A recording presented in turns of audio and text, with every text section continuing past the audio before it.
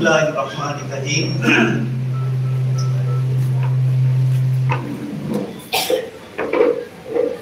करम स्टेज पर विराजमान भाईओ અને આજુબાજુના ગામોથી આવેલા મહેમાનો, ગામની બહેનો, આજના આ સુપ્રસંગે સૌપ્રથમ આપ લોકોને મુબારકબાદી પેશ કરું છું અને સાથે સાથે ફારસીમાં કહેવત છે દેર આયત દુરુસ્ત આયત।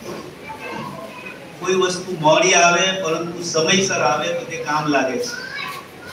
મનુબળ જેવું ગામ જ્યાં એજ્યુકેટેડ લોકો બલકે કોલેજો કાયમ કરનારા અને આજે ઇંગ્લિશ મીડિયમ સ્કૂલ ઘણા વર્ષો પછી આ ગામમાં શરૂ થાય છે। વસ્તુ એમ બને છે કે જ્યારે કોઈ માણસ ઊભો થઈ એની જરૂરત દર્શાવે છે એ સમયે લોકોનું ધ્યાન એના તરફ નથી જતું, કારણ કે ભૂખ નથી।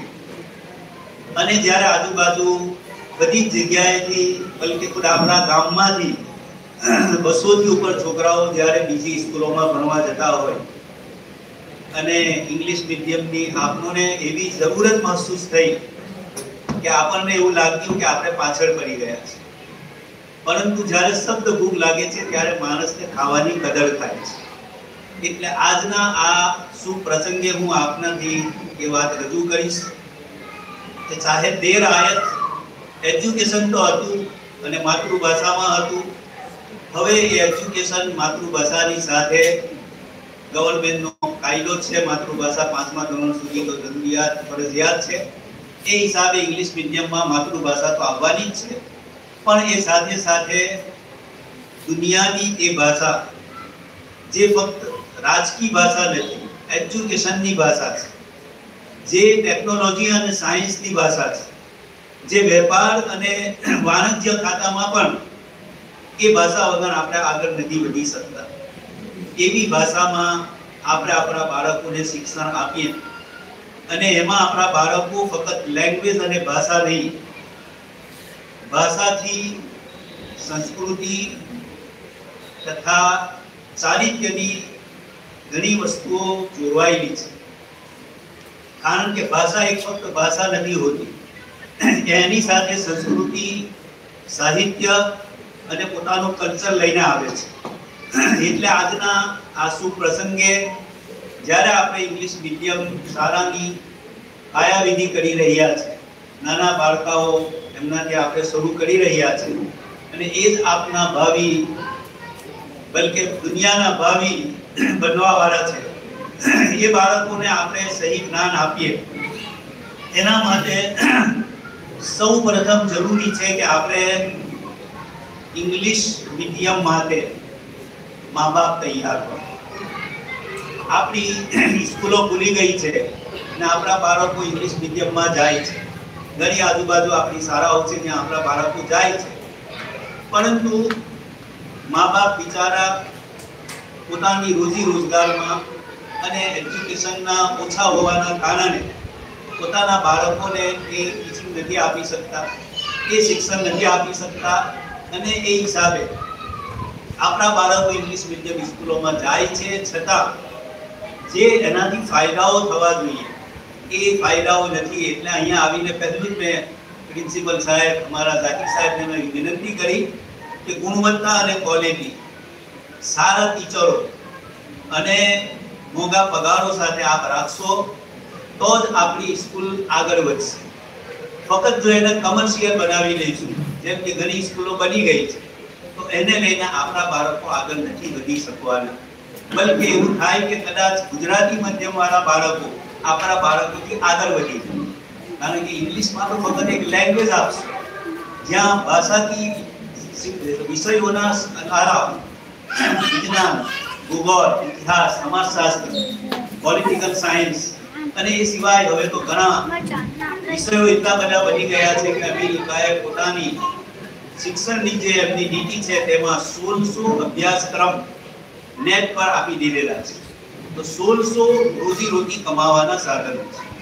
એટલે સૌપ્રથમ વિનંતી કરીશ કે સ્કૂલમાં આપણે ગુણવત્તા સાથે જેમ આપણી સ્કૂલ ગુજરાતી મીડિયમમાં મનુબળની સ્કૂલ આગળ વધી રહી છે અને આશા છે કે આપ ગુજરાતી તરફ ધ્યાન આપશો અને ઇંગ્લિશ મીડિયમમાં જે આપણા બાળકો આવે એમને પણ આપણે સારી ગુણવત્તા વાળું સારા અભ્યાસ વાળા ટીચરો આપીએ અને એક સારો માહોલ આપીએ। આ પ્રથમ વસ્તુ છે। એની સાથે બીજી વસ્તુ કે આપે માશાઅલ્લાહ સ્કૂલનો ટાઈમ એવો રાખ્યો છે કે જેમાં બાળકોને મદ્રસાની તાલીમ પૂરતી મળી રહે।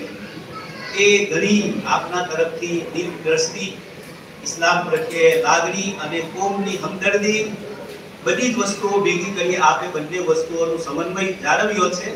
એ આપના માટે બડી ખુશીની વાત છે।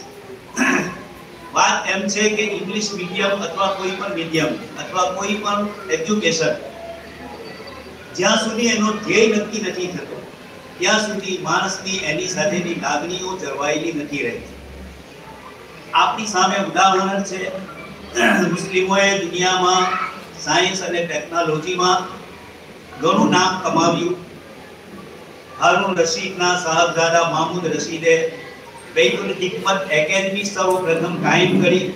મુસ્લિમોએ દુનિયાને વિજ્ઞાન ક્ષેત્રે ઘણી બધી વસ્તુઓની ભેટ આપી અને જ્યારે એક સમયે યુરોપ સાથે ઘર્ષણ થયું જેને ક્રોસેટ લડાઈઓ કહે છે, સદીની જંગો કહેવામાં આવે છે। ફ્રાન્સ ના રાજા લુઈ પાંચમાએ જ્યારે એ લોકો સદીની જંગોમાં હારી ગયા તો એમણે એનું કારણ દર્શાવવા માટે એક કવિને બોલાવ્યો અને છેલ્લે એવું નક્કી થયું કે આપણે જ્યાં સુધી મુસ્લિમો પાસે જે જ્ઞાન ભંડાર છે જ્યાં સુધી આપણે એ હાસિલ અને પ્રાપ્ત નહીં કરીએ ત્યાં સુધી આપણે આગળ વધી શકવાના નથી। કારણ કે તે વખતની જે લડાઈની ટેકનોલોજી હથિયારો હતા એમાં મુસલમાન યુરોપથી આગળ હતા, બીજી બધા ક્ષેત્રે પણ મુસલમાન આગળ હતા। ત્યાર પછી એ લોકોએ મુસલમાનોના જ્ઞાન ભંડાર સ્પેન અને આજુબાજુની બગદાદની યુનિવર્સિટીઓમાં આવ્યા અને એમણે જ્ઞાન હાસિલ કર્યું અને આજે દુનિયામાં યુરોપ, અમેરિકા આ લોકોએ પોતાનું વર્ચસ્વ જ્ઞાન ભંડારના હિસાબે પણ ટેકનોલોજીથી પર અને પોતાની વિચારશૈલીના એતબારથી પર પૂરી દુનિયાના અંદર પોતાનું વર્ચસ્વ જમાવ્યું છે। એના મુકાબલામાં જ્યારે ભારતમાં એજ્યુકેશનની વાત આવી તો સર સૈયદ અહમદ સાહેબ અને એ જ રીતે તુર્કીમાં મુસ્તફા કમાલ અતાતુર્ક આ બંનેની નિયતો સારી હતી, બંનેના વિચારો સારા હતા। એમણે કોમને ઉન્નતિ પર લાવવી હતી પરંતુ એમણે જે સબ્જેક્ટ ભણાવવા માટેનો અભ્યાસક્રમ માટેની એમની જે કોશિશો હતી તેમાં ટેકનોલોજી અને સાયન્સનો અભાવ હતો। એની જગ્યાએ સાહિત્ય, આર્ટ્સ આ બધા વિષયોને એમણે પ્રોત્સાહન આપ્યું। સર સૈયદ અહમદનો એક શેર છે, ખાલી આઓ અબ પૈરવીએ મગરીબ કરે। પોતાના સાથી મુસદ્દસ હારી જે શાયર હતા એમનાથી સર સૈયદ અહમદ સાહેબ કહી રહ્યા છે કે ખાલી જો આપણે આગળ વધવું હશે તો આવો પૈરવીએ મગરીબ કરે, યુરોપનું અનુકરણ કરીએ તો આપણે આગળ વધીશું। આ બે વિચારધારાનો ફરક હતો। યુરોપે જ્યારે સાયન્સ અને ટેકનોલોજીમાં મહેનત શરૂ કરી તો એમના દિલમાં એ વિચાર હતો કે મુસલમાનોને એમના હથિયારોથી પરાસ્ત કરી અને આપણે જ્યારે આગળ વધવાની કોશિશ કરી તો આપણે પૈરવીએ મગરીબ યુરોપનું અનુકરણ કરી। કોઈ કોમ બીજી કોમનું જ્યારે અનુકરણ કરે છે તો એ કોમ પ્રગતિના પંથે આગળ નથી વધી શકતી। એ જ હાલ અલીગઢ યુનિવર્સિટીનો પણ થયો। વર્ષો સુધી ત્યાં સાહિત્યના વિષયો, અદબ અને બીજા આર્ટ્સના વિષયો પર વધારે ધ્યાન આપવામાં આવ્યું। એ જ પ્રમાણે તુર્કીમાં મુસ્તફા કમાલ અતાતુર્ક એમની પૂરી કોશિશ રહી કે કોમના માથા પર ટોપી હતી ને હેડ આવી જાય, ટોપો આવી જાય અને એ રીતે આપણે યુરોપનું અનુકરણ કરીએ। એટલે આજના પ્રસંગે હું આપની વિનંતી કરીશ કે આપે સ્કૂલ અને મદ્રસાનો ટાઈમ અલગ રાખ્યો છે, એ બધી ખુશીની વાત છે અને જેવી રીતે આપના મદ્રસાની તાલીમ સારી થઈ રહી છે, છોકરાઓને સારી રીતે પઢાવવામાં આવે છે, હું એ વિનંતી કરીશ કે સ્કૂલમાં પણ એ માપદંડ ટીડી જેવી રીતે મહેનત થઈ રહી છે। આપણા ટીચરો અત્યારે તો મહેનત કરી જ રહ્યા છે પણ ઇંગ્લિશ મીડિયમના ટીચરો પણ જે લાવવામાં આવે અને વાલીઓ સાથે સમન્વય જાળવવામાં આવે કારણ કે વાલી બિચારો અભણ હોય છે અથવા ઓછું ભણેલો હોય છે, પણ એક ભૂખ એમના દિલમાં જાગેલી છે. આ એક ઘણો સારો અવસર છે જે સમયે આપણે સ્કૂલ ખોલી છે. અગર આપણે લેટ થયેલા છે એનો ઇનકાર નથી, પરંતુ જે સમયે પણ ઉઠ્યા જાગ્યા ત્યાંથી સવાર, તો આપણે કોશિશ કરીએ અને ઇંગ્લિશ મીડિયમ સ્કૂલમાં ઇંગ્લિશ ભાષા પર જ પ્રભુત્વ રહે એ ન રાખીએ. એની સાથે સાથે, કારણ કે ઇંગ્લિશ મીડિયમ સ્કૂલોનો જે અનુભવ છે કે આપણા બાળકો જે ગુજરાતી મીડિયમના છે એ સાયન્સમાં, એ બીજા મુશ્કેલ વિષયોમાં, ગણિતના વિષયમાં, ભાષાના વિષય તો છે ઇંગ્લિશ, પરંતુ આ બે વિષયો ગણિતમાં, વિજ્ઞાનમાં, ફિઝિક્સમાં આપણા બાળકો પાછળ રહે છે. કારણ કે ઇંગ્લિશ મીડિયમમાં એ ભણે છે તો ભાષાનો વજન, ભાષાનો બોજ એમના દિમાગ પર અને સાથે સાથે વિષયનો બોજ, આ બે વસ્તુ એવી રહે છે જેને લીધે વિદ્યાર્થી થોડો કંટાળી જાય છે. એટલે હું કોશિશ કરીશ આપના ટીચરોને આ વાત કહેવાની કે આપણે જ્યારે આગળ વધીએ અને જ્યારે આપણે વિજ્ઞાન, ગણિતના સબ્જેક્ટમાં આગળ જઈશું તો આપણે આપણા બાળકોને એ સબ્જેક્ટમાં પણ એટલા પરિપૂર્ણ કરીએ જેટલા ઇંગ્લિશ ભાષામાં પરિપૂર્ણ. એટલા માટે કે ભાષા તો ફક્ત એક માધ્યમ છે અને જ્ઞાન જે છે એ આ વિષયોમાં સંકળાયેલું છે, આમાં સંકળાયેલું છે. એટલે આજના પ્રસંગે ફરીથી આ ગુજરાતની મુબારકબાદી આપું છું. આપે જે આ કામ કર્યું અલ્લાહ તઆલા એમાં કામયાબ ફરમાવે. જે લોકોએ જે પ્રમાણે મહેનત કરી છે અને જે નિયતોથી મહેનત કરી છે, અલ્લાહ પાક એમને જાણવા વાળો છે, એમની મહેનતોની અલ્લાહ પાક એમની કદર ફરમાવશે અને અલ્લાહ તઆલા એમને એનો પૂરેપૂરો બદલો આપશે. અને એ સાથે સાથે આપના સ્કૂલના જે યુવક મંડળ છે એને પણ મુબારકબાદી આપું છું. આપનું નામ જ યુવક મંડળ છે, તો આપ ચાહે ઉંમર થઈ જાય તો પણ આપ યુવક જ રહેશો. એટલા માટે કે આપની દિલની ધગસ ફારૂકભાઈ અને આપનું જે કામની અંદરની ધગન હશે એ જવાન હોવી જોઈએ. આપણે જાણીએ છે હાજી રબ છે વર્ષો સુધી બીમાર હોવા છતાં એમને કામના અંદર એજ્યુકેશન માટે જે મહેનત કરી એના ફળો મળતા રહે. એ જ પ્રમાણે આજે જે આપણા વડીલો વિરાજમાન છે એમનાથી દરખાસ્ત કરીશ કે આ નવજવાનોને આગળ વધારે અને સ્કૂલ પ્રત્યે પૂરેપૂરું ધ્યાન આપે. અને વાલીઓ એ તો ખાસ છે, બાળક અને વાલી એ બે રાજી હશે તો સ્કૂલ સારી રીતે ચાલશે.